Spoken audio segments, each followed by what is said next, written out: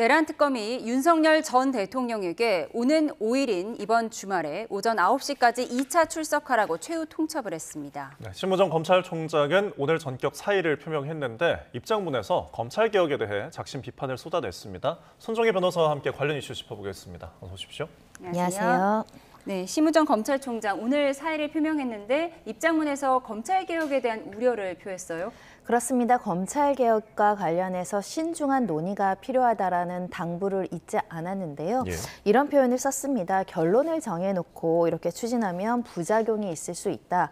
학계나 여러 가지 실무 전문가들의 의견을 충분히 숙고해서 심도 깊은 논의를 해야 되고 국민을 위한 개혁을 해야 된다. 이렇게 이야기를 한 것인데요. 결국 검찰총장으로서 지금의 어떤 정권에서의 검찰개혁이 국민을 위한 방향이 아닐 수 있고 좀 더 논의를 해야 될 필요성과 신중해야 될 필요성을 언급함으로 인해서 검찰총장으로서 형사사법제도와 관련한 무거운 책임감을 이야기한 것으로 보입니다. 예, 알겠습니다. 자, 지금 그러니까 심우정 검찰총장이 이제 사의를 내고 이 빈자리들이 조금 전에 또 법무부에서 발표가 났습니다. 이 예정된 수순이라고 봐야 될까요? 그렇습니다. 고위직에 대한 인사가 단행될 것이라는 예측이 있었고 특히 관련 부분과 관련해선 자천되기보단 스스로 사퇴하는 것이 후배들의 또 길을 터주는 모양새가 될 수 있고 특히 지금 과거 정권에서 윤 전 대통령의 윤석열 사단이라고 이제 불렸던 고위직 검사들 같은 경우에는 이 인사와 관련해서 모종의 책임을 지는 지위에서 사퇴해야 된다라는 일부 여론도 있었기 때문에 스스로 사임해서 자리를 공석으로 세웠고 그리고 즉시 이렇게 법무부 장관이 이렇게 인사를 단행했기 때문에 일단은 새 인사를 통해서 새로운 검찰 개혁을 완수하겠다라는 정권의 의지도 있는 것이고요. 특히 검찰로서는 굉장한 위기의식을 갖고 있는 시점이다 보니까 책임질 고위직들은 좀 책임져야 되는 거 아니냐 이런 목소리도 반영된 조치가 아닐까 합니다. 네, 이문정 검사가 서울 동부지검장이 됐는데 이문정 검사는 정치적 이슈에서 많은 발언을 했던 사람이잖아요.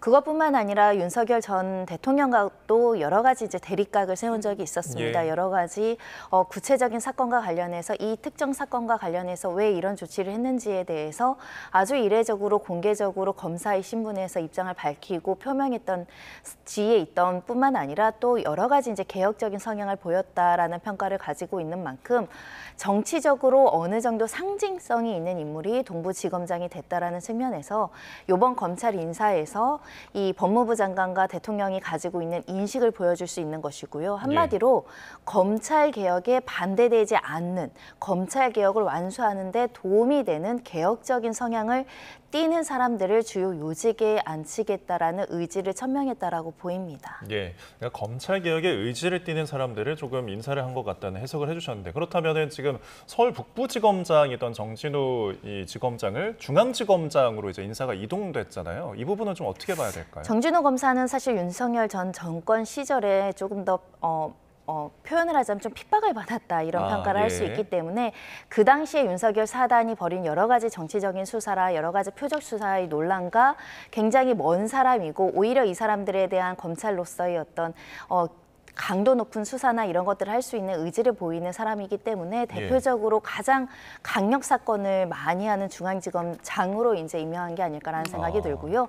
한마디로 검찰 내부에서도 일정 부분 세력이 있다라고 한다면 구태한 그리고 비리에 연루됐다라고 보이는 또는 정치적인 수사를 했다라는 수사의 고위 간부들은 나가게 하고 새로운 임명을 통해서 과거에 했던 수사 중에 부실한 수사를 하거나 은폐를 수사를 하거나 또는 특혜 수사를 했다라고 알려지고 있는 사람들을 수사 주요 라인에서 배제하고 그 다른 대척점에 있던 사람들을 주요 요직으로 앉힘으로 인해서 향후 강도 높은 검찰의 어떤 가실과 가오에 대해서도 들여다볼 가능성이 있는 사람이다라고 보입니다.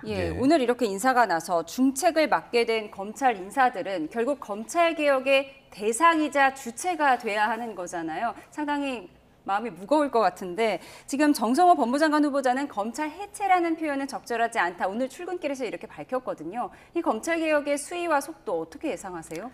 굉장히 어려운 문제인 것 같습니다. 네. 특히 민주당에서는 수사권과 기소권을 분리하고 검찰의 권력을 분산하는 것을 넘어서서 아예 해산 조치까지 이야기가 일부 의원들한테 나오다 보니 검찰이 가지는 위기의식이 굉장히 높습니다. 더군다나 검찰이라는 제도가 우리 형사사법 제도에서 굉장히 축적된 어떤 전문성과 능력이 있기 때문에 네. 이것을 한꺼번에 해체하는 수준으로 권력을 분산시키는 것이 옳은 것인가.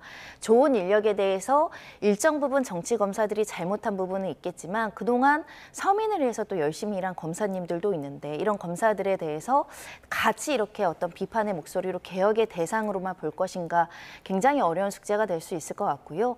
그러다 보니 검찰총장과 이제 임명되고 있는 고위직 검찰로서는 스스로 자성의 목소리와 반성의 목소리와 내부적인 개혁 방안을 제시해야 되는 숙제가 있습니다. 그런데 네. 이런 개혁 방안이라는 것은 후배 검사들의 저항이 따를 수밖에 없는 굉장히 어려운 지위에서 내는 숙제를 해야 되는 입장이거든요. 네. 민주당의 그 검찰에 대한 개혁안, 정부의 또 개혁안, 그리고 야당의 개혁안, 그리고 검찰 내부의 개혁안이 충돌되는 과정에서 어떻게 국민을 위한 개혁을 실천할 수 있는지에 대한 중요한 숙제가 이번 정권 검찰 주요 수뇌부들에게 있다. 이렇게 봐야 될 것 같습니다. 네. 그러니까 이재명 대통령이 검찰 개혁에 대한 이제 공약을 말하면서 수사권, 기소권 분리가 일단 공약으로 박혀 있잖아요. 그렇다 보니까 이 검찰청의 이름을 좀 유지하기가 어렵지 않겠냐라는 이제 일각의 의견도 있는데. 뭐 바뀌는 역할에 따라서 그럼 그 이름도 조금 달라질 수 있는 걸까요? 바뀔 것 같습니다. 이미 네. 법무부 장관이 검찰의 이름을 그대로 쓰기는 어렵다는 취지의 발언까지 한 상황이기 때문에 예. 새로운 어떤 제도나 새로운 기관으로서 어떤 변화의 모습을 꾀할 가능성이 있어 보이는 상황이고요. 검찰로부터 수사권을 경찰에 전담하고 기소만 담당하는 기소청 이름도 나오고 있고요. 공소청 이름도 나오고 있습니다. 네. 다만 말씀드린 것처럼 검찰이 그동안 가지고 있는 특수수사에 대한 전문성과 이 축적된 노하우와 관련해서 이것이 분산됐을 때 실효적으로 강력수사에 임했을 때 우리 국가의 수사력이 떨어지는 거 아니냐 이런 측면을 바라볼 수 있을 것 같고요. 그럼 현재 일 잘하는 수사 검사들을 어디에 배치할 것이고 이 배치했을 때 그 부서나 기관을 어떻게 명칭할 것이며 또다시 행정부 산하로 둘 것인가 이런 고민이 좀 필요하지 않을까 생각이 들고요. 특히 검찰개혁에 있어서는 수사와 기소를 분리하는 것도 중요하지만 결국 정치검사가 탄생하는 이유는 정치 권력에 줄을 서기 때문입니다. 결국 인사권에 대한 남용을 제재할 수 있는 대통령이라고 하더라도 나한테 우호적인 수사를 하고 나한테 불리한 수사를 잘 막아주는 검사를 인사에서 승진시킬 수 있는 이 제도를 없애야 되거든요. 그런 측면에서는 인사권에 대한 독립 이것도 좀 봐야 될 것 같고요. 상대적으로 법관보다 검사가 그 정치 권력의 인사권에 좌지우지되는 경향이 있거든요. 이런 부분들도 개혁의 대상으로 고민해 볼 필요가 있지 않을까 합니다. 예, 예. 검찰 개혁의 양상을 좀 예상을 해봤는데 윤석열 전 대통령 이야기를 해보겠습니다. 윤석열 전 대통령 원래 오늘 출석하라고 특검이 얘기를 했었는데 4일 이후로 미뤄달라 요청을 했고 특검이 이를 받아들였습니다. 5일인 토요일에 오전 9시에 출석하라고 했는데 왜 5일로 정해줬을까요?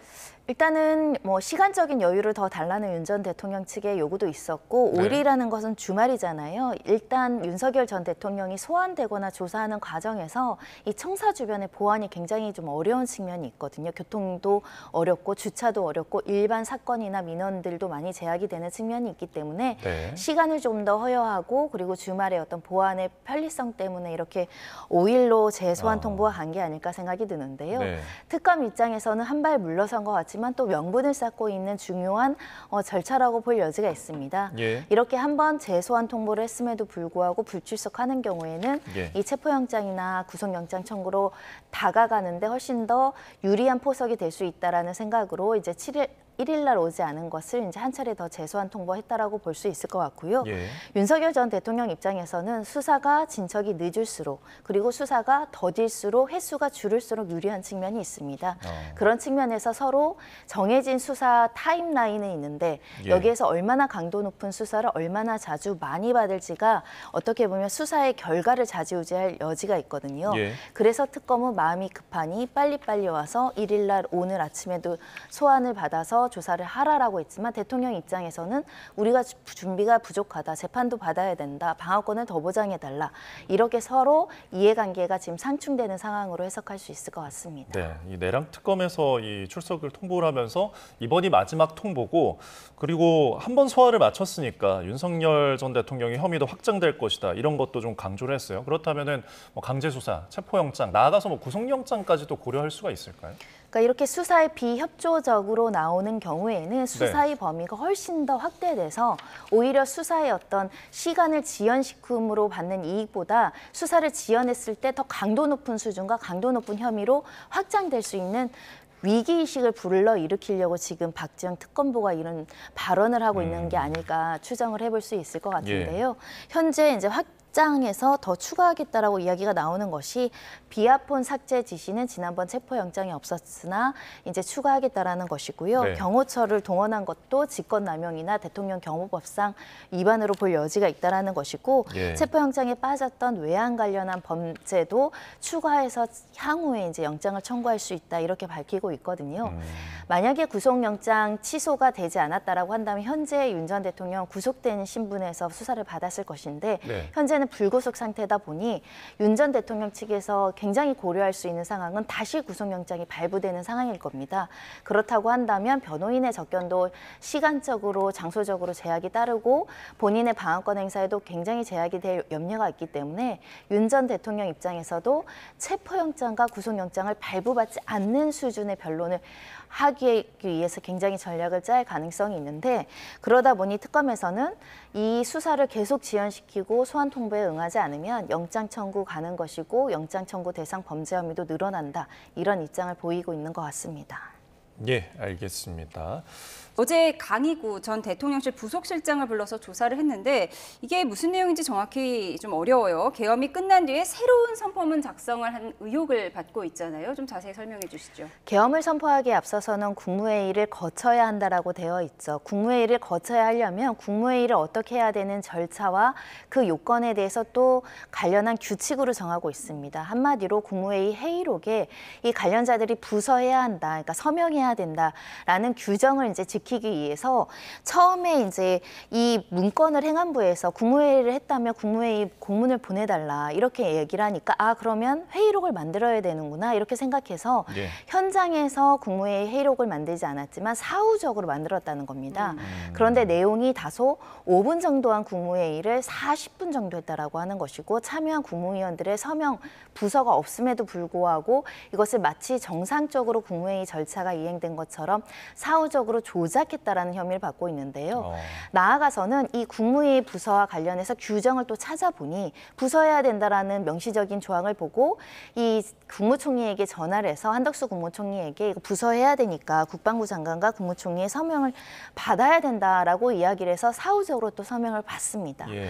그런데 며칠 뒤에 또 한덕수 전 국무총리가 전화를 해서 그런데 이렇게 사후적으로 문서를 만들면 이 자체가 문제가 될 여지가 있으니 우리가 네. 이걸 폐기하자라는 논의를 거쳤다는 사실관계가 확인이 됐는데요. 네. 이 사실관계로 확인할 수 있는 것은 국무회의의 절차적 적법성이 담보되지 않았다는 겁니다. 네. 정상적인 국무회의와 정상적인 회의록이 작성되는 과정을 보이지 않았다는 것이고 일련의 절차로 이렇게 사후적으로 서명을 따로 받고 문제가 될 것 같으니 폐기하자라는 시도를 했다는 것에 의해서는 예. 한덕수 국무총리나 관련자들이 국무회의 절차의 위법성을 알고 있음에도 불구하고 이것을 증거를 인멸하려는 시도를 한 것이 아니냐 이렇게 해석할 여지가 있기 때문에 예. 지금 참고인 조사를 받은 것으로 알려지고 있습니다.